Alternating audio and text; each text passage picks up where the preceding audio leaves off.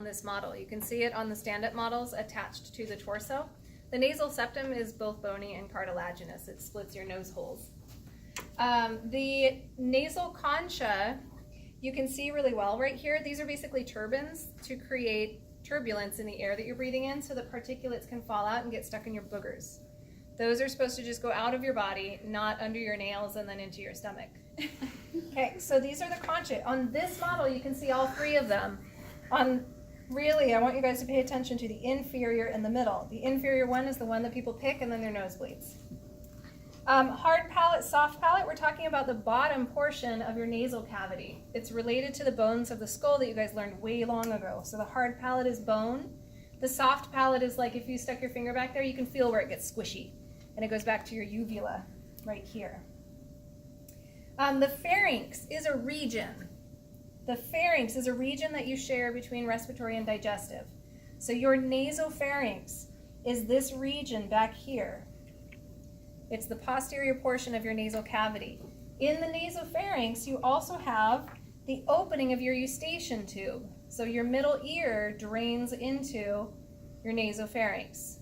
And then that ear juice.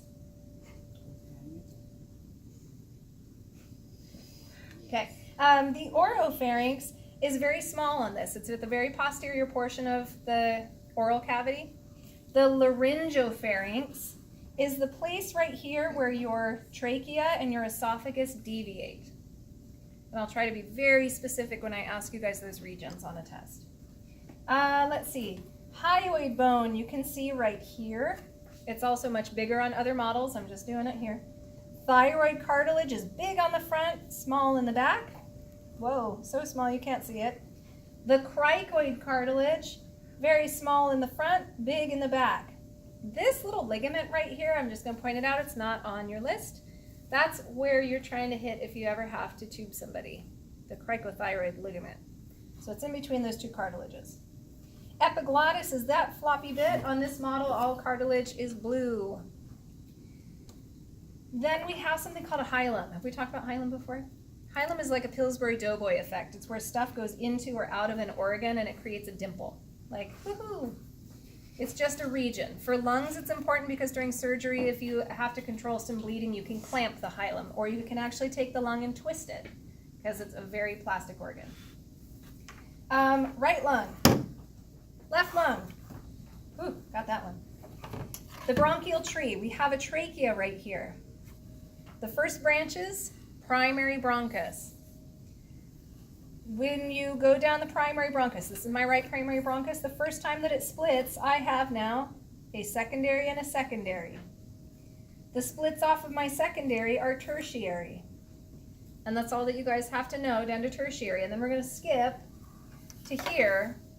There's a whole bunch of branches. Now we're at the microscopic level, which is also represented here. So you have a terminal bronchial and a respiratory bronchial. I know it sounds like the terminal bronchial should be the one that feeds into the alveolus. It's not. The terminal bronchial is a large one here that still has a little bit of cartilage on it. That's your key. The respiratory bronchial are these little branches off of it that each of them feed into an alveolus. Oh, I told you wrong on this model. Sorry. These are the respiratory bronchioles. True enough, you can see this one leading into an alveolus. This right here, where you have little bits of smooth muscle on it, this one is your respiratory bronchiole, and that's coming off of an upstream bronchiole. Alveolus, if I turn this around, this is a magnified view of the alveolus, and oh my gosh, you can see immune cells in here. They're alveolar macrophages. They clean things up. They're like Molly maids in here, and then when they're done working, they get carried out